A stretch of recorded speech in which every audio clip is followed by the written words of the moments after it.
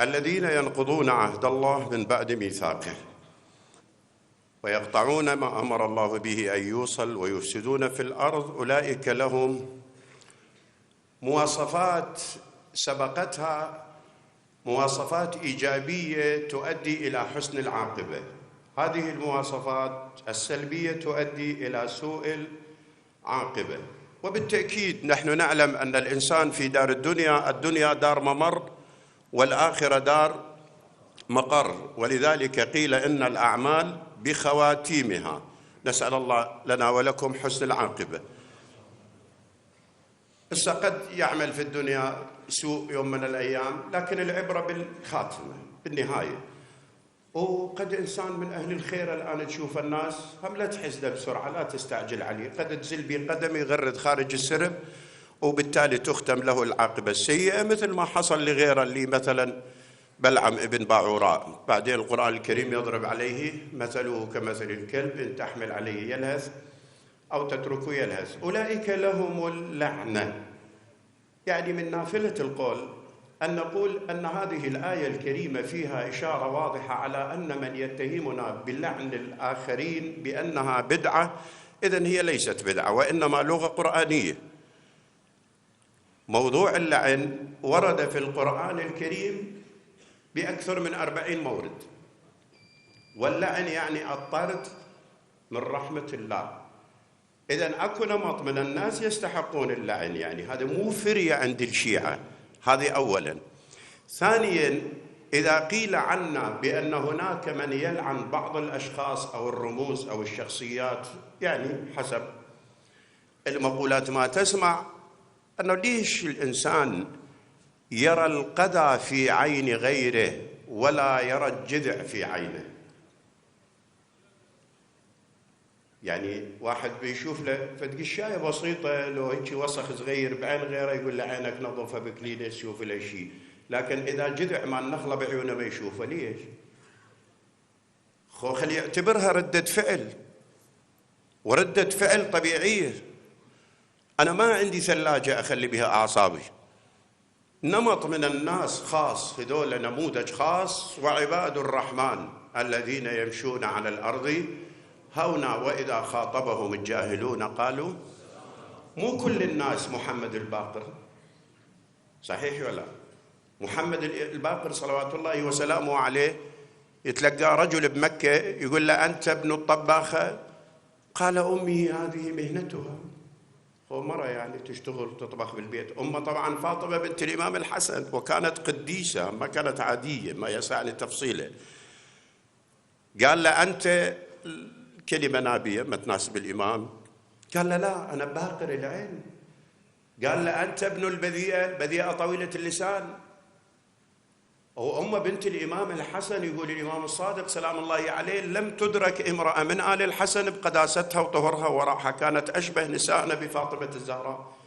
يقول له أنت ابن البذيئة؟ قال له إن كانت أمي هكذا غفر الله لها، وإن لم تكن هكذا غفر الله لك. يظهر المعلومة اللي جايتك بها ضبابية. تتوقع يعني الآن أهل العطيفية والكاظمية والكرادة والهاي مثل الإمام الباقر يعني خلى أعصابه بثلاجة؟ تشتم علي بن أبي طالب شو أسوي لك؟ يعني أقول لك شكرا، أقول لك نعم الله عليك. 80 سنة علي بن أبي طالب يشتم على منابر المسلمين، تفتتح الخطبة بشتم علي وتختتم بشتم علي. وصل الحال أن علي بن أبي طالب سلام الله عليه يشتم بقنوت الصلاة، حتى واحد يقول صعد واحد قال اللهم لعن فلان ولعن العن اللهم لعن أبو تراب، كان لص ابن لص. قام له خليفة، طبعا خليفة أموي، قام له واحد قال له والله ما أدري أنا أعجب من شتمك أم من لحنك. مو تدري شاب مرض العربية مرض يعني، حتى لأن ماكو شيء، ماكو قراية، مجرد ضاعت خلافتكم يا قوم بين الناي والعودي. لما يشتم علي بن أبي طالب سلام الله عليه على المنابر، شو تريد من أنصار علي بن أبي طالب؟ يترحمون عليه؟ أكيد يكون ردة فعل موجودة طبيعية. عندما تنتقص مني تتنرفزني، أنا بالمقابل إنسان ما أمتلك أعصابي، أشتم فلان وعلان وشيء. علي بن أبي طالب أنت تحرم شتم الصحابة؟ وتقول بكفر من يلعن صحابي موتي؟ إذا لم لا تقول بكفر معاوية؟ وحكم الأمثال فيما يجوز وما لا يجوز واحد. إذا معاوية اجتهد أنا اجتهدت بشتم فلان ولعن فلان، وإذا هو أصلا اللعن ما بي مجال للاجتهاد يفترض أن يؤاخذ معاوية بهذا الشتم. لما تضفى عليه القداسة والحصادة؟ وعلي بن ومعاوية يكتب للأمصار بلعن علي بن أبي طالب، وبحيث ثقافة تبنت عليها الناس، تبنتها العالم، الأطفال يعيشون عليها، يربو عليها الصغير. من تريد تناقشه تقول له ليش؟ يقول لك علي بن أبي طالب ما كان يصلي أصلا، ما كان يدى القبلة علي بن أبي طالب. ثقافة أموية يعيشون بالناس عداء لأمير المؤمنين، وبالتأكيد لعلي شيعة، ولعلي أناس يعرفون من هو علي. مو عمرو بن أنا قد أعرف إمام معصوم مفترض الطاعة بس، لا أكو ناس عندهم فكرة عن علي بن أبي طالب كعمرو بن الحمق الخزاعي مثلا، يقول له والله لو كلفتني نزح البحور الطوامي ونقل الجبال الرواسي هكذا حتى يأتي علي يومي ويدي على قائم سيفي أذب به بين يديك لعلمت أني ما استطعت من إيفائك بعض الحق الذي لك علي. مو مثلي أنا أروح لزيارة مجملة، لا هو مجملني، أقدم له فرد شيء أو أسوي له مناسبة أو أستذكره في ليلة 21 شهر رمضان وكأنما مسوي فرد شيء. لا أنت ما مأدي شيء من حقه. يقول له أنا لو تحكمني بالأشغال الشاقة المؤبدة وأخلص عمري كله ما أوفيك بعض الحق الذي لك علي. علي بن أبي طالب صلوات الله وسلامه عليه بهذه المنزلة بالقرب من النبي ويشتم على منابر المسلمين، وتسأل لك فد واحد داب بلاده تقول له أتسمع ما أسمع؟ واحد يقول للواحد يقول تسمع ما أسمع؟ الخطيب جاي يسوي؟ قال له ما خفي كان أعظم ستة انقارت على هاي إنهم يشتمون حتى الحجاج، الدنيا خربت. يقول له مو خوش ناس، يعني على اعتبار الحجاج بنظره ومفهومه أعظم من علي بن أبي طالب. ثقافة وصلها معاوية رب الناس. طيب لما تربي لك أجيال وأجيال على شتم علي بن أبي طالب تريد أكو ناس تترحم؟ لا، اللهم لعن معاوية بملء أفواهنا. ردة فعل طبيعية، يعني أنا مو عالم، أنا ما أخلي أعصابي بثلاجة، أنا شعب واحد من الشعب بها المفهوم القاصر أني أوالي علي بن أبي طالب. ليش تستفزني؟ مو حتى الله سبحانه وتعالى يقول لا تسبون أئمة الكفر. أئمة كفر هو يدري بيهم أئمة كفر، الله يقول ليش شتموهم؟ لأنه الشتيمة راح ترجع.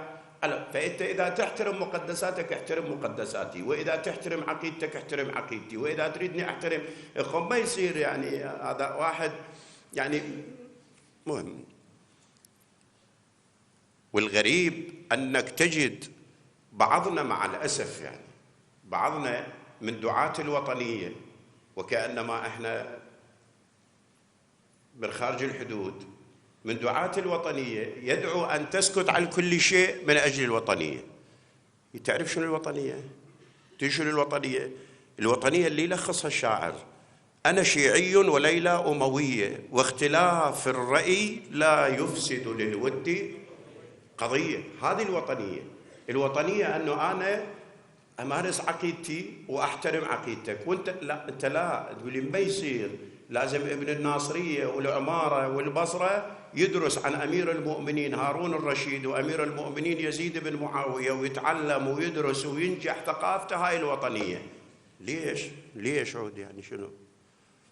مو هذا اللي جاي يصير الآن بالمناهج؟ حتى إذا أراد معلم منصف خوش آدمي يطيله فكرة عن آل البيت يسموه طائفي. مو يتهم بالطائفية؟ ليش عود يتهم بالطائفية؟ اعطيني حقي أنا، مثل ما أنت جاي تمارس عقيدتك بالتمام والكمال أنا أريد أمارس عقيدتي. أنا من متبنياتي الفكرية أني أقول بالإمامة. خل أعلم ابني شنو معنى الإمامة، خل أعلم ابني بالمدرسة شنو الأئمة، ايش كثر عددهم، ما هي النصوص التي جاءت على ولايتهم تنص على إمامتهم. حق من حقوقي أنا أعيش، وهذا بالعالم كله يعني. زين شنو الربط بينه وبين الوطنية؟ أني أتمسك بعقيدتي.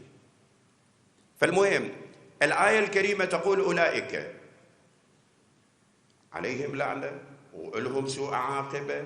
طيب إذن اللعنة لهجة قرآنية كما قلنا، ما اختلفنا بها ولا احنا ابتدعناها من جيوبنا ولا من خلال ثقافتنا الخاصة.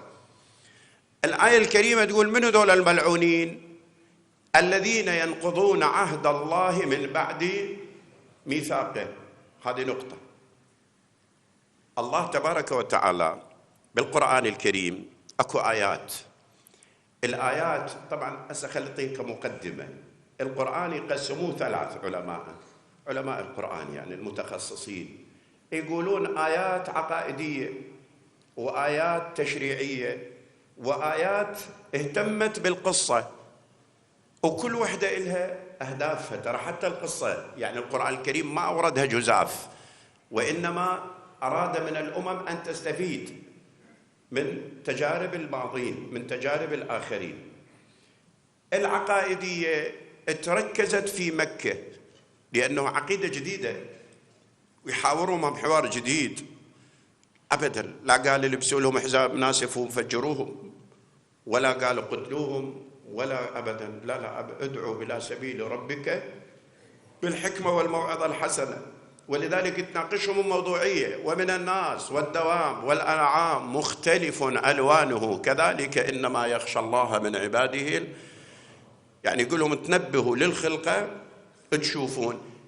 هذا اللي ما يفتهم. أما الإمام الحسين سلام الله عليه يقول له إلهي متى غبت حتى تحتاج إلى دليل يدل عليك. شو وقت أنت غايب؟ يعني بالعكس أنا أستدل على الأشياء بوجودك، بينما لا، الجاهل مثلي يستدل بالأشياء على وجود الله تبارك وتعالى. فالمهم القرآن الكريم بأيام مكة صارت هذه المواضيع العقائدية. بعدين بننتقلوا إلى المدينة. هذا المحل الشاهد. بنجوا للمدينة، أكيد الناس من دخلت الإسلام كانت عندها حضارة، عندها تقاليد، عندها ثوابت. يعني أنت تتوقع نسميها جاهلية، بس عندهم قوانين لو ما عندهم. يصير اعتداء على عرض، سفك دم، يسموها شو يسموها اليوم؟ السواني، الثانية مال العشائر.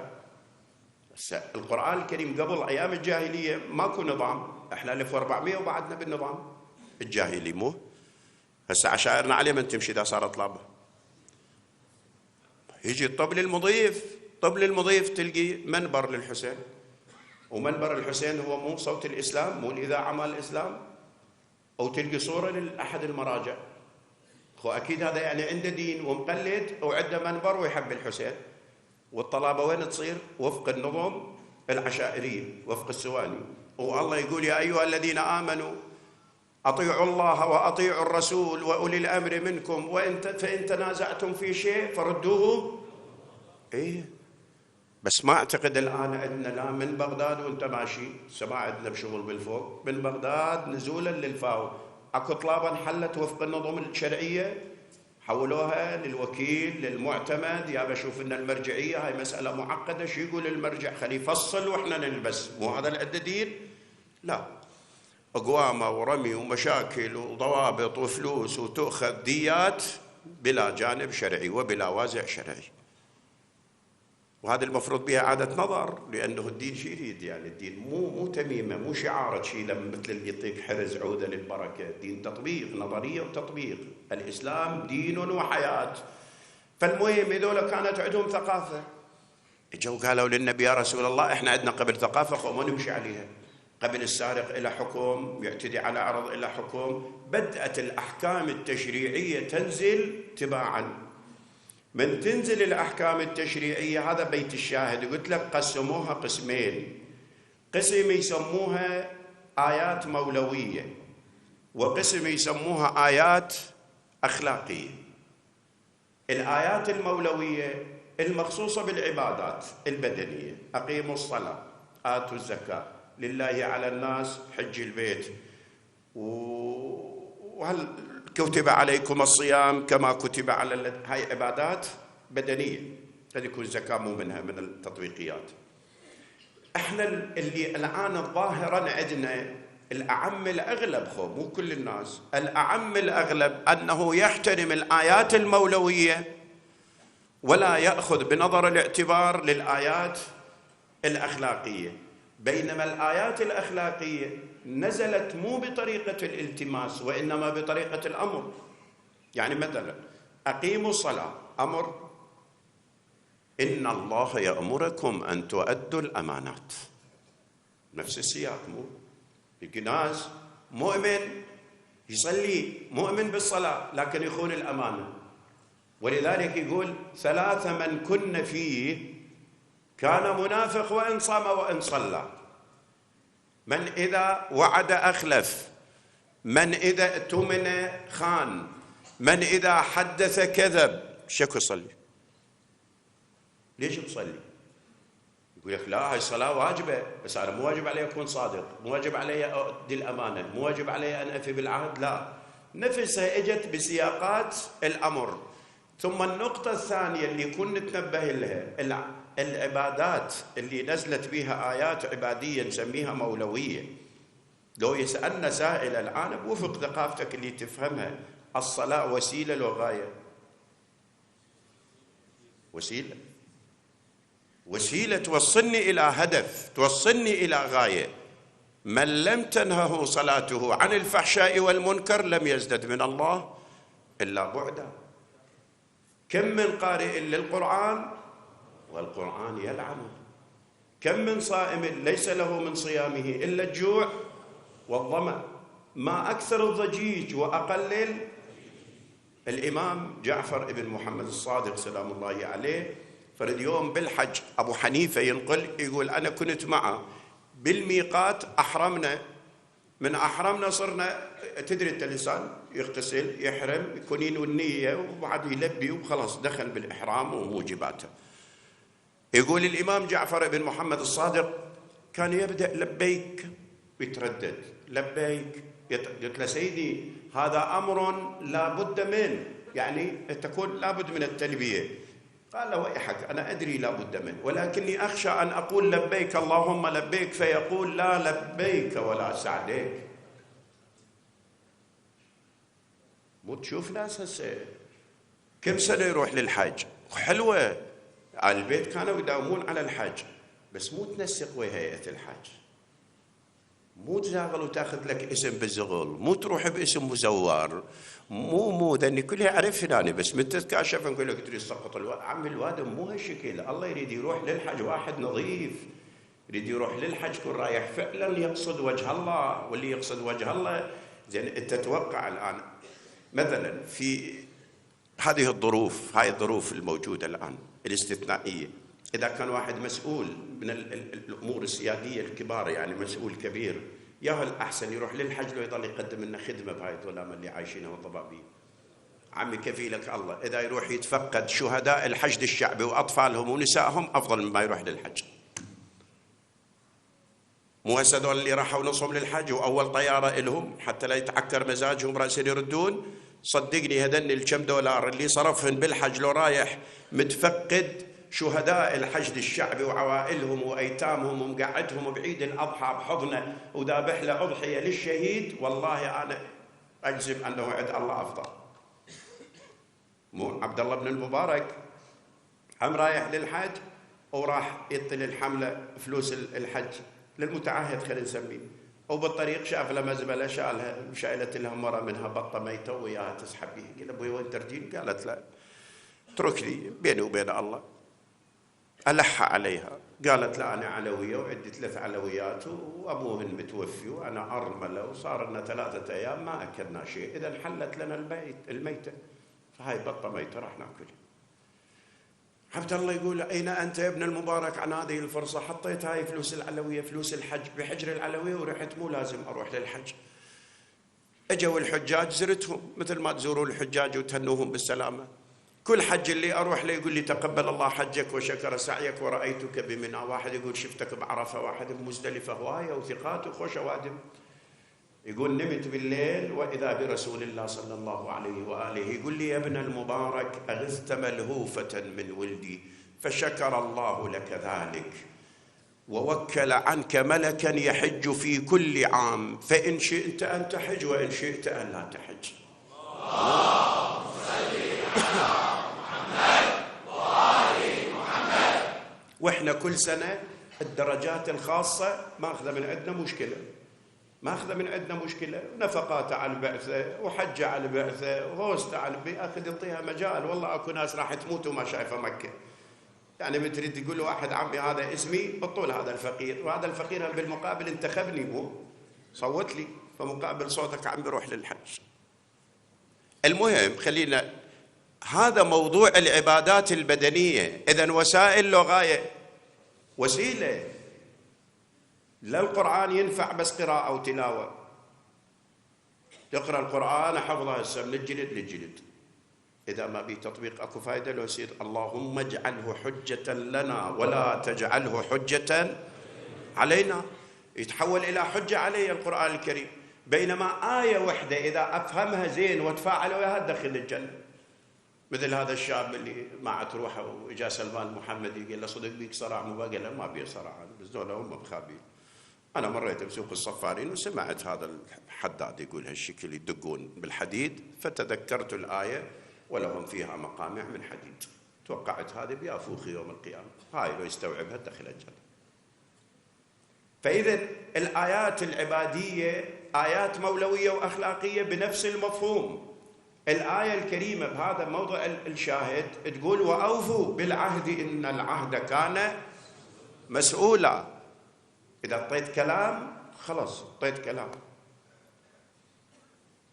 تتصور احنا هسه الكلام عندنا يمشي شرط جزائي وصك مصدق وشهود 2 عند كاتب العدل، واكو ناس تنكل عن البيع، تنكل عن الشراء، تنكل عن الكلام، مجرد ان يصير بينه وبينهم فرد مصلحه، فرق بالمال، يتغير السوق، يصعد السوق، ينزل السوق، يتغير الكلام. بينما اللي عنده يعطي واوفوا بالعهد ان العهد. فرد يوم واحد الحجاج قالوا قتلوه، قال له ابي بس الليله ليله للصبح، يعني الصبح شنو الفرق اذا تقتلني هسه وذا الصبح؟ قال له اريد كفيل. فوقع بصره على احدهم سموه مسلم ابن قتيبه، يجيبه الاسم يم الحجاج. قال له يا امير دعه يذهب ودمه بعنقي، زحمه بعد هذا توسلني كفلت. مسلم يقول رحت للصبح مو نايم، قلق العين، أرق العين، قلق المضجع حتى الصباح، يجوز ما يجي. كاد عمود الفجر أن ينبلج وإذا ببابي تطرق، لا جنسية ولا بطاقة سكن مثل اليوم ويندل الأمن ويصعد عليه البيت، ما في أبدا. قلت له سبحان الله، اجيت قال شلون ما أجي؟ وأوفوا بالعهد إن العهد كان مسؤولا. أخذته يقول طبيت على الحجاج ابتسمت، قال ليش تضحك؟ قلت له أضحك لهذا السبب، هذا البارحة مو عندي بايت، ولو مو جاي أكيد ما تعذرني، بس هو جزاه الله خير إجا. يقول أحد إليه النظر من قرن إلى قدم، قال له أخرج مثلك لا يقتل. عندنا جاته في الصيد قال له أخرج مثلك لا يقتل، وطلعنا. يقول من طلعنا ما قال لي شكرا، ما قال لي نعم الله. عمي أكو ناس، أمير المؤمنين سلام الله عليه، أنا قرأتها حديثا، يعني قد مو مترسخة بذهني بالمضبوط، بس خلي أنقل لك الفكرة اللي افتهمتها منها. يقول أن لله عباد، أمير المؤمنين سلام الله عليه، بس سبقت أنا مو بالنص، يعني أن لله عباد تعاملوا مع الله بخالص من سره، فتعامل معه بخالص من شكره، فإذا كان يوم القيامة جاءت صحفهم فرغا، خالية خالية ما بيها شيء. ليش خالية؟ فإذا عرضوا عليه ملأها من سر ما أسروا إليه، حتى الملائكة بيدرون. شلون بكالوريا؟ دول ايش قد عندهم ويا الله شغل، حتى الملائكة ما يدرون شنو اللي بينهم وبين رب العالمين. يجي نمط من الناس، يجي عالم، يعني يقول طلع من راح قلت سبحان الله، لا قال لي شكرا، لا قال لي نعم الله. هسه احنا سوينا لنا مأتم من الخبز، والله احنا جملناهم اهل العطيفيه، جبنا لهم خطيب وفضائيه وشيء. واحد يقول مثلا انا والله جملت، سويت لي موكب وخدمت الشيء الفلاني، والله انا قريت ومدري ايش. وان يكن هي بالمناسبه ترى بالنسبه للمآتم مثل هذه احنا قلناها حتى ننصف الناس، انا بتقديري يعني وجهه نظري كمحترف مهنتي أقول ما بي المجلس إذا بي فضل وبي تقديم، الفضل هو لله كله. الحمد لله الذي هدانا لهذا وما كنا لنهتدي لولا أن هدانا الله. لكن أكو ثواب، مو مراتب، يعني إحنا نرجو الأجر والثواب، يمكن أول ثواب لأصحاب المأتم الممولين للمأتم، 2 للحضور، 3 يجي قد يكون الخطيب وغيره. ليش؟ لأنه الأول أمواله يعطي الفضائية والخطيب والرادود ويكرم هاي الناس، ومنام الرادود الخطيب والرادود عنده ومبتلي بيوم غدا وعشاء وريوم موعدوخه ترى. وحتى من يطلع بالتايتل فد شكر شيء نشكر الخطيب فلان، الخطيب سوى ابويا، ما هذا المسكين اللي لا واحد داعي له ولا واحد نسأل الله أن يوفق خدمة الحسين، نسأل الله أن يشد على ديهم ويوسع عليهم أرزاقهم. فالشاهد أنت من تصير لك شغلة لازم تريد واحد يقول لك شكرا. هذا يقول قال لي شو ما قال لي شكرا، ورد 3 أيام دق الباب قال لي عمي أشكرك والعرفان والجميل والامتنان. من طلعنا ليش غابت عنك المفاهيم؟ قال لي يا سبحان الله، أتريد أن أشكر أحد قبل الله؟ أخاف أنت بعقلك جملتني ترى. الله الذي سخرك لي، الله الذي ألقى الرحمة في قلب الحجاج وأطلقني، مو أنت عمي أكو فوق، أنت سبب، أكو مسبب. صار لي 3 أيام صايم شكرا للمسبب وقائم بالليالي شكرا للمسبب، هسه اجيت للسبب، لأن من باب من لم يشكر المخلوق لم يشكر الخالق. فالشاهد الذين ينقضون عهد الله من بعد ميثاقه. أنت قعدت بالمسجد وبايعت طلحة، الزبير، غيره بايعوا علي بن أبي طالب، يعني تيجي تنقض العهد وتوقف تشري السيف بوجه علي بن أبي طالب، شو يسمونه؟ ستنطبق الآية لو ما تجي؟ أولئك الذين لعنهم الله، لهم سوء الدار، لهم اللعنة لأنهم نقضوا العهد. القرآن يقول وأوفوا بالعهد إن العهد. هسه اسألني سؤال، أنا أكو ناس هواية يتبادر لأذهانهم أن المشكلة بين الحسن والحسين سلام الله عليهما أن الحسن، المخالفين طبعا يقولون أن الحسن أهدى وسووا لهم حديث عنه سيصلح به الله بين فئتين، إن ابني هذا سيد. النبي صلى الله عليه وآله هواية انكذب عليه من بعده، وهواية أكو وضاعين، أموال موجودة وهذا مبلغ جيب لي حديث، وهي عندي شواهد بذهني بس ما يتسع المجال إلها. صار الكلام إن ابني هذا سيد وسيجمع الله به بين فئتين متقاتلتين وسموه عامل جماعة، وكأنما الإمام الحسين لا عنده نوع من ما أدري سهم مش يعبرون عنها، بس بريد نوصل إلى مقام المعصوم وقد نخطأ في حقه. لكن أنا اللي أريد أقول إذا كانت المسألة بمقاييسهم، الإمام الحسن سلام الله عليه متى استشهد؟ سنة 50 للهجرة. طيب إذا سنة 50 الإمام من تصدى للإمامة؟ الإمام الحسين. فإذا الإمام الحسين سلام الله عليه عنده شوية هوى للحرب والقتال، ليش قاعد 10 سنين إلى سنة 60؟ مو 10 سنين. يكتبوا له شيعته يتصلون به يقول لهم كونوا أحلاس بيوتكم ما دام ابن هند حيا. ليش؟ يخاف يعني من ابن هند؟ قتال ابن هند أو قتال يزيد أيسر من معاوية؟ لا، هو صاحب الحق بعد ما يدير بال. بعدين هو متوطن للقتل، إذا قتل يزيد وإذا قتل معاوية شو اللي يختلف؟ لا، ليش قاعد 10 سنين الإمام الحسين؟ هاي الآية اللي لازم الحسين وأوفوا بالعهد إن العهد كان مسؤولا. لأن الصلح أو الهدنة التي وقعت بين الإمام الحسن سلام الله عليه وبين معاوية وقعت على أساس أن تكون الخلافة بعد معاوية للإمام الحسن، فإن حصل به شيء أو حدث به حادث فللحسين وليس لمعاوية أن يتصرف بمستقبل الخلافة. خلاص أنت بس هذا دورك وترجع الخلافة لأهلها. زين، هذا عهد لو مو عهد؟ هذا العهد كن يحترم الإمام الحسين. من وصل معاوية للموت وأوصى ليزيد انتفى الشرط، وإذا انتفى الشرط انتفى المشروط. يقولون علماء الأصول يعني أنت أي شرط من شروط الصلاة طهارة، إذا صليت بلا وضوء وانتفت الصلاة. فإذا انتفى الشرط انتفى المشروط، انتفت الهدنة، ووضعت الشرعية التامة للحسين سلام الله عليه.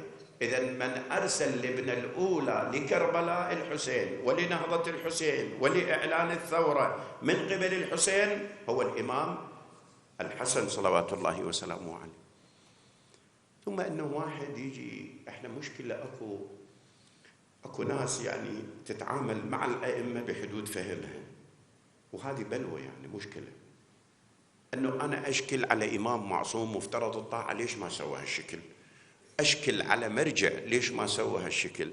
وهذا بلاء. رحم الله من عرف قدر نفسه. إخواني، مو انتقاص من الناس، مو استصغار، لكن أنا حتى الإمام علي سلام الله يعني، الإمام كلف تكليف النبي صلى الله عليه وآله، خو النبي أوسع صلاحية، قال له علي تروح بها المهمة، سوى 1 2 3. قال له يا رسول الله أروح بحيث على قاعدة يرى الشاهد ما لا يراه الغائب، لو أروح بأوامرك اللي أنت بلغتني هسه كحد السيف.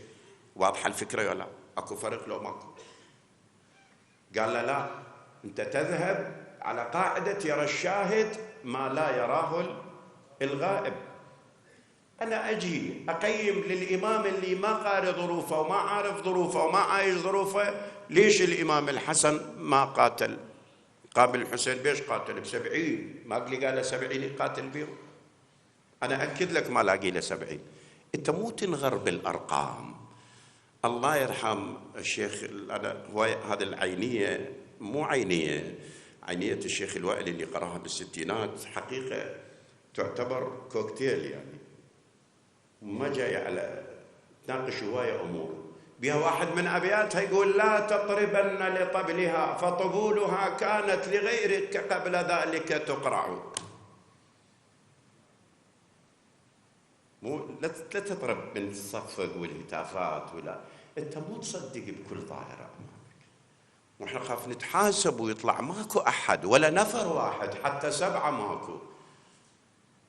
أنت مو شوف أكو جيش عند الإمام، قادة الجيش، علية القوم، أصحاب القرار، أصحاب الشورى، كتبوا لمعاوية بصف الإمام الحسن قاعدين يستشيرهم بأموره، معاه بالمدائن طالعين للحرب، يكتبون لمعاوية لا تجهد نفسك بحرب الحسن، أول ما يلتقي الجيشان نسلمك الحسن مكتوف الأيدي. واحد خسر واقعي منطقي. إذن هذا الموقف من توصل الرسالة وهاي المعلومة شنو فرقها عن كلام أبوه سلام الله عليه؟ لقد تقمصها ابن أبي قحافة وهو يعلم أن محلي منها محل القطب من الرحى ينحدر عني السيل ولا يرقى إلي الطير. لكن أنا ما تهورت، ما سحبت سلاح وقاتلت. ليش؟ أنا عندي 7 أنفار، عمار، أبو ذر، المقداد، مو دولة كم واحد؟ سلمان، هذول 7 ينقتلون لو ما ينقتلون؟ خلاص يعني أنا دمرت مذهب كامل، خلصت أنهيته. يقول خليت استارة بيني وبينهم، طلعا أمامي خيارين لا ثالث لهما، إما أن أصول بيد مقطوع أو أصبر على طخية عمياء يهرم فيها الكبير ويشيب فيها الصغير ويكدح فيها مؤمن حتى يلقى رب، فرأيت أن الصبر على هذا أحجى من الحكمة والعقل أن أصبر، فصبرت وفي العين قذى وفي الحلق شجر. 25 سنة الآن بالجامعات بالكليات بالعسكرية من يصير خليط بين مذاهب، يقول لك ليش علي بن أبي طالب ساكت 25 سنة؟ إذا راضي، لأن السكوت علامة الرضا. أنت ليش تحكي ومتحمس وتقول أن علي إلى الأولوية؟ هذه المقطوعة تقول لا، علي ما كان راضي، يقول صبرت وفي العين قذى وفي الحلق شجر. هذه شغلات احنا نكون ندرس أجواءها زين. مثل ما يجي واحد يقول لك أنت كل عقلك أنت الآن تقبل واحد يدخل على بيتك يضرب زوجتك، شلون تقول علي بن أبي طالب اجتيحت الدار على علي؟ مو احنا قايلين. البخاري يقول من حضرت، عندما حضرت أبا بكر الوفاة لحظات الاحتضار، قال 3 تمنيت إني لم أفعلهن وقد فعلتهن، وثلاثة لم أفعلهن تمنيت أني أفعلهن. يعني ثلاثة سلبي ثلاثة إيجابي.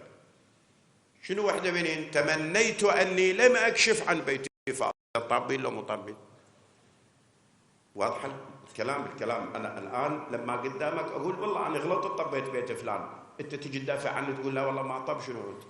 وأنا جاي أقول طبيت بس أنا ندمان. تمنيت أني لم أكشف، شوف البخاري، لم أكشف عن بيت فاطمة ولو أغلق على حرب، يعني حتى ما بي علامات حرب وإحنا طبيناها، والنبي يصيح باب فاطمة بابي وحجابها. يجي واحد يقول لك أنت يصير تقبل واحد يطوف على زوجتك؟ هي مو كيفك، يعني هو مقايسك. مو إذا تنقاس الآن الإدرار نجس لو مو نجس؟ نجس. ليش التعرق مو نجس؟ مفرازات هي ولا نفسه؟ هذا ماء يتفلفر زايد، فلترته الكلى نزلت للمثانة، ليش نجس؟ ومن أشد عذاب القبر عدم التحرز من البول، من أشد عذاب القبر. ماكو هذول هسه اللي يستعجل بالإدرار ويتوضا ويطلع وبس يقح ونزلت قطرة وشي ومشاها وخليها وعادي، لا أكد لك مشكلة هذه. هذه مسألة فقهية جدنا نستفيد منها. لكن شنو الفرق بين الإدرار يكون نجس وبين الإفراز مال الجسد خام نجس؟ هذه قياسات، والدين ما يقام بالقياس. هذا أول من قاس إبليس، أنا خير من، لأنه خلقتني بالنار وخلقته من طين وأنا أحسن منه. احنا مو بالقياس. هذا أبو حنيفة كان بالقياس. عمي أبو حنيفة فعل القياس بالأمة، لأن أكو أمور ما يقدر يستنبط لها حكم، شو يسوي لها؟ يشيلها هاي يطبقها على هاي.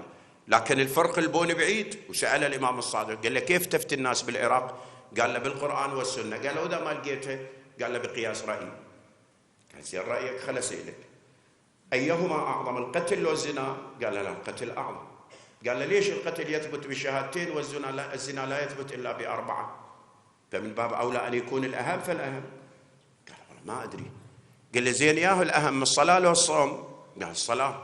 ليش الحائض لا تقضى الصلاة لكن تقضى الصيام إذا أفطرت؟ قال ما أدري. قلت تحترم روحك، يعني أنت وجيب نفسك وحطها بالهذا. عندك إمام، عندك قدوة، يعني أنت صحيح عالم بس عالم بمقدار، يعني مو شيء يجي يا سيدي أنت تقبل واحد يدخل على بيتك وتقيس لي وضع علي بن أبي طالب على وضع أي واحد الآن يدخلون على بيته أو يجتاحون بيته. علي بن أبي طالب النبي يقول له راح يدخلون ببيتك، تدري وين راح يمر؟ قال له يا علي أنت بني بمنزلة هارون بن موسى. شعبالك يعني هذا يمجد بعلي بن أبي طالب ويقول له أنت أخوي أو مثل هارون؟ لا مو هذا. يريد يقول للأمة لأن النبي عنده ظاهر وباطن وعنده محكم النبي معصوم فوق كلام المخلوقين. من يقول له بمنزلة هارون من موسى، تعرف شنو معناه؟ معناه أن موسى عندما غاب ظهرت فتنة العجل. هارون موجود لو مو موجود؟ قاتل هارون، هم امتشق حسام وذبح الوادم. اجا موسى لقى العجل يعبد وهارون موجود، ألقى الألواح وأخذ بلحيته. قال ابن لا تأخذ بلحيتي، لا تضربني لا تهيني، إن القوم استضعفوني وكادوا يقتلونني. والله نفس الشيء، والله النبي جاي يقول له ترى سيستضعفوك وإن لم تصبر سيقتلوك. وإلا شنو معناها يا علي أنت مني بمنزلة هارون؟ من أخذ من الدار يلتفت لرسول الله صلى الله عليه وآله وسلم يقول له يا ابن قراها الآية نفسها وخاطب بها النبي، إن القوم بس غبت ترى انقلبت الناس علينا. يجي واحد أنا سمع من المتأخرين موجود هو يلجخ بالدول أما الله غاسله يعني كل يوم بلد، هذا واحد يقول فرق بعيد بين من تخرج للقتال من أجل وحدة، من أجل الأمة ومن أجل الإسلام، يقصد بالحجية راحت للجمل مال وفرق بعيد بين المرأة التي خرجت تطلب بستان، يقصد فاطمة الزهراء سلام الله عليها. بفيك الكثكث أيها القائل، هي فاطمة الزهراء خرجت من أجل بستان؟ خرجت من أجل نخيلات؟ خرجت من أجل المحسن الذي سقط بين؟ لا والله كل ذني ما طلع عن فاطمة، طلعت تدافع عن الإمامة، طلعت تدافع عن علي بن أبي طالب، يتلقاها سلمان المحمدي يقولها: يا أم الحسن، إن أباك بعث رحمة فلا تكوني سببا بهلاك الأمة. قالت: عم يا سلمان، كسروا ضلعي صبرت، أسقطوا جنيني صبرت، غصبوا حقي صبرت، لكن لا أصبر حتى يرجع ابن عمي علي. هذا الخيار اللي ما أتنازل عنه. طلعت تدافع عن الإمامة دفاع زينب عن زين العابدين سلام الله عليها، بس ما تقبل توعى، يعني ما تريد تستوعب. فالمهم الإمام الحسن سلام الله عليه يختلف ظرفه عن اليد الجداء، لو نفسه لما يجي كتاب نسلمك الحسن مكتوب في الأيدي اضطر لتوقيع الهدنة، والهدنة كان بها هذا الضابط أن الموضوع سيكون عند موت معاوية ترجع الخلافة. من مات معاوية ما ردت الخلافة، أصبح مبرر شرعي بيد الحسين سلام الله عليه لإعلان فتيل الثورة. والذين يقطعون ما أمر الله به أن يوصل. هذه النقطة احنا ذيك أخذتنا، لكن هذه نقطة مهمة. يقطعون ما أمر الله به أن يوصل. إذا دول شنو حكمهم؟ ملعونين مو بنهاية الآية؟ مثلا شنو أمر الله أن يوصل؟ أمر بصلة الرحم. ولذلك الإمام السجاد سلام الله عليه اللي إحنا بأيامه، الإمام زين العابدين يقول له لولده الباقر سلام الله عليه، يقول له: إياك وصحبة 5 أصناف من الناس.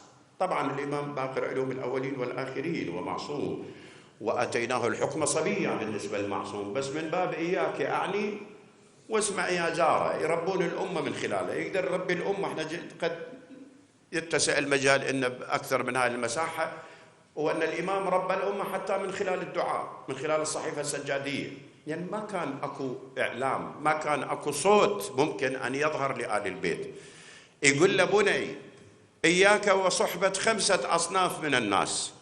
إياك وصحبة الكاذب فإنه يقرب لك البعيد ويبعد عنك القريب، ما تقدر تأمن منه بشيء. وإياك وصحبة الفاسق فإنه يبيعك بأكل أو أقل. الفاسق جالس احنا هذا التفجيرات وين يا اللي سووها؟ فسقا. يبيع له أمة كاملة، يبيع له مدينة، يبيع له حي، يبيع له مسجد، يبيع له حسينية $2، مو شغلة دولارات يعني. يبيعك بأكل أو أقل. وإياك ومصاحبة البخيل فإنه يخذلك وأنت أحوج ما تكون لأمواله. وإياك وصحبة الأحمق فإنه يريد أن ينفعك فيضرك. وإياك وصحبة قاطع الرحم، لتمشوا وياه، فإني وجدته ملعون في مواضع عديدة من القرآن الكريم. لأن الله تبارك وتعالى ورد بالحديث القدسي أن الرحم معلقة في عرشي، تقول: اللهم صل من وصلني واقطع من قطعني. هذول يجون يقطعون ما أمر الله به أن يوصل. إذن من الملعونين. هسه هذه صلة رحم قد يكون إلها مجال آخر، لأنها منسأة في الأجل. ترى منسأة في الأجل. وقطيعة الرحم تعجل الفناء. مو أكو بالدعاء فقر: اللهم اغفر لي الذنوب التي تعجل الفناء. قطيعة الرحم من الذنوب التي تعجل الفناء. الرحم لازم أكو تواصل، بس أكو رحم بعد مطلوب التواصل به. هم صارت به قطيعة من الأمة. مثلا النبي صلى الله عليه وآله شيلوه: يا رسول الله جملتنا، سوت خدمة، نورت حياتنا، إلك علينا أجر. نزل بالكلام المعروف القرآن يحمل رأي، يقول له: قل لا أسألكم عليه أجرا إلا المودة في القربى. المودة في القربى. قال للأعرابي: هم خوش سأل، قال له: قربايا أم قرباك؟ يعني تقصد الأرحامي؟ قال له: لا، قربايا أنا. قال له: يا رسول الله من قرباك حتى نطبق البرنامج؟ لأن أنت عندك وايد ناس محسوبين عليك، أم أيمن، أم سلمة، عائشة، حفصة، مثلا زينب بن جحش. قال: قرباي علي وفاطمة والحسن والحسين. اللهم صل على محمد وآل محمد.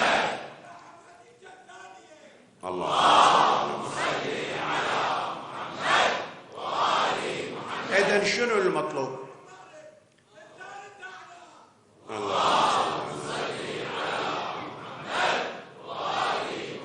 المطلوب الصلة مع هؤلاء، تحقيق التواصل مع النبي من خلالهم. أربعة أنفار: اللهم إني أحبهم فأحب من أحبهم، أنا سلم لمن سالمهم وحرب مؤان. النبي يقول، يعني النبي يصيح أمام الأمة: أنا سلم لمن سالمكم، حرب لمن حاربكم. طيب أنا من حقي أن ألعن من حاربهم وقتلهم وظلمهم ولا؟ لأنهم يحاربون النبي بمحاربة هؤلاء. زي الأمة شنو سوت؟ وفت، تتبعتهم حتى بالرميم، حتى بالرميم تبعوا قبر الحسين، مو ما حصلوا نتيجة مع الحسين. الوقت ياخذ، والا تتذكر علي بن ابي طالب مين يقول اعف قبري؟ عندك فكره ولا لا؟ مو يجون بعض التوافه المسوخ ويقول علي بن ابي طالب قتلوا شيعته، والحسين قتلوا اهل الكوفه اللي هم شيعته. علي بن ابي طالب بربك اسالك منصف، لو عنده شيعه بالكوفه مو يتشيع على الرؤوس؟ هم سمعت شيعوه؟ ما ماخذين بالكم من الفكره؟ مو المفروض يشيع؟ زعيم دولة يحكم دولة مترامية الأطراف يطلعوا 4 أنفار بالليل ويقول لبني حسن اعف قبري. إذا إيش قد النفاق وين واصل؟ يدري يحفرون القبر ويمثلون بالجثة، ومو غريب عليهم. مثلوا بجسد حمزة، ومثلوا بجسد زيد، ومثلوا بجسد مسلم يوم العيد قب علينا هذا شو اسمه هذا الأوباش أنه انعدم طاغية العراق يوم العيد، وهذا جرام وهذا ما أدري شلون. تقول المسلم ابن عقيل يجر بالأسواق إذا كنت لا تدرين ما الموت فانظري إلى هانئ بالسوق وابن عقيل يوم عيد الأضحى. ترى مسلم القتل يوم 9، بس قدمه للتزاحم مع زيارة الحسين في عرفة سلام الله عليه. ويوم العيد كان يسحب يجر بالأسواق هو وهانئ بن عروة، يمثلون بجسد علي بن أبي طالب. إذا يقول لهم يمثلون بالمحراب ما يحصلون، بالمعركة ما يحصلون، قصدي بالحرب من يواجه، لكن من مات جثة أبطال مثلى مو أبطال ميدان. وحقك جالسة دولة هسه أزلامهم، دولة أحفادهم لو يصير توشح الرشاش يواجهون شبابنا؟ لا، شفل مفخخ، سيارة مفخخة، دراجة بحزام ناسف، مو هذا قتالهم؟ عبوة، لا توشح بالرشاش وتعال. هذا اكو مواجهه تصير مواجهه بيناتنا؟ لا ما. بس هم الجبان يروح وين؟ للمثلى، يميل لهالجانب. ولذلك علي بن ابي طالب فالمهم تتبعوهم حتى رميم، وما انتهى العداء عليهم الى يومنا هذا، ما خلص. اليوم انت قد في ذهنك شنو المناسبه اليوم اللي إلها 10 سنه صار لها الذكرى العاشره، تفجير مرقدي الامامين العسكريين في سامراء. شافتوا اذا تقولون ذاك تاريخ تلك امه قد خلت، ليش ماشيين على خطى دولك؟ وانا تديني من امشي على خطى اهل البيت، وانت الى الان على خطى ابو سفيان وعلى خطى عتبه وشيبه والوليد، مو؟ والا ليش هذا التفجير؟ وشنو الفكره من التفجير؟ الفكره شنو من التفجير؟ الفكره من التفجير عمي صدق واعتقد رب ضاره نافعه. ليش؟ تتذكرون أيام قبل التفجير كان المبنى يكاد أن ينهار، لا خدمات ولا بناء، مو لو مش تبالي كلش كان يكاد أن ينهار. وأعتقد ما نهده ونبنيه هسه وفق هذا المعترك السياسي والضبابية والميزانية وسرقة الأموال، هم أئمتنا ما يردون هذا الموضوع. فرب ضارة نافعة بالضبط. صارت مثل بيتك إذا صار بناء قديم تريد تهده وتبني، اجت لصالحنا والحمد لله. اللهم صل على محمد. أما هم إذا أرادوا بتهديم القبر الشريف أن يمنعوا أثر وآثاره فهو الخطأ بعينه. ليش؟ احنا بعد خلاص وقتنا انتهى، لكن أريد أقول لك ليش الخطأ بعينه. زينب سلام الله عليها برة وتقية ودرجة عن العصمة، قالت ليزيد سيدهم وسلفهم اللي يتمسكون به، قالت فكد كيدك واسع سعيك وناصب جهدك فوالله لا تمحو. واحنا منقلهم بقول الحوراء زينب: فوالله لا تمحو ذكرهم يا من سرت على نهج أبي سفيان وعلى نهج يزيد. ليش؟ أنا أعطيك فكرة. الآن من قالت فوالله لا تمحو ذكرنا، يزيد أكو؟ ماكو. معاوية أكو؟ هم ماكو. هذا ضريحك لو بصرت ببؤسه لأسال مدمعك المصير الأسود كتل من الترب المهين بخربة سكر الذباب بها فراح يعربد، والقبة الشماء نكس طرفها فبكل جزء للفناء بها يد، حتى المصلى موحش فكأنه مذ كان لم يجتز به متعبد. قم وارمق النجف الشريف بنظرة يرتد طرفك وهو باك أرمد، تلك العظام أعز ربك خلقها فتكاد لولا خوف ربك تعبد.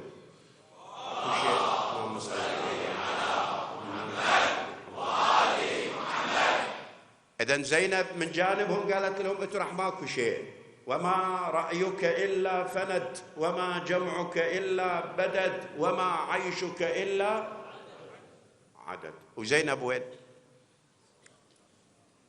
هسه الواد مخبوصة، خاف ينهد مرقد الحوراء زينب بسوريا. نهد بسوريا وشنو يعني؟ شو إذا شو يصير يعني؟ تروح أفكار زينب، يروح زينب وبريق زينب. هو زينب موقف واحد من وقفة أمام يزيد قالت: ولئن جرت علي الدواهي مخاطبتك فإني لأستصغر قدرك. كافي بس هاي من تتعطر نسويها لافتات ونرفعها بالشوارع، وهذا زينب. مو لازم قبر. لكن أريد أقول لك تعال، قبر الزينب وين؟ بالشام. قبر الزينب بمصر، ومزار الزينب بسنجار، ومزار الزينب بجبل جوشن في حلب، ومزار الزينب بالحنانة بالنجف، وقبر لزينب يقال عنه في المدينة يذهب إليه سيد محسن الأمين بعين الشيعة. تفاصيل هاي قد، لكن أريد أقول لك يعني إذا هدموا سامرة شنو يعني؟ منعت هذه هاي زينب، وهي امرأة من آل محمد من آل البيت، تجي إذا هاي الآثار كلها لزينب، إذا نهدل بسوريا ينقلب مصر. والله هذا نعيني، أنا قلتها أكثر من مرة، نعيني قرأ قرآن من كبار قراء القرآن في مصر، قال لي سولف بتنا ليلة نسولف على موضوع، جينا المحطة زينب، قال يا سيدي هاي التفصيلات التاريخية أنا مو يمها، بس أنا مقتنع تماما أن زينب في مصر. قلت شنو مقتنع؟ دليلك؟ قال لي دليلي هذا، تمر علي ظروف ما إلها حل مادي، أمور تعتمد على الأمور الغيبية، وبالتالي الأمور الغيبية إذا وصلت باب مسدود أنا ما علي إلا أن أتوضأ وأتوجه لمرقد زينب الموجود بمصر، أصلي ركعتين أتوسل بها إلى الله تقضى الحاجة. إذن زينب عندنا مش عندكم. شايف؟ الله على محمد وآل محمد. إذن زينب هدوها بسوريا بمصر موجودة، بسنجار موجودة، بجوشن موجودة، بالحنانة موجودة، وهذا التل الزينبي بربك. تل الزينبي شنو التل الزينبي؟ كيفين فلشنا سامرة، ما تروح سامرة تبقى سامرة، لا زال بها بيوت في بيوت أذن الله قبل، الله قال. يعني أكو واحد يجي يقول لي الله ما يصير، أذن الله أن ترفع ويذكر فيها اسمه. تل الزينبي احنا نعرف المقام، لازم واحد يصلي بيه الولي ركعتين نسميه مقام، مو لو يدفن به نسميه مرقد. زين هذا مقام زينب صلت عمت عينهم على هالعاقبة السوداء.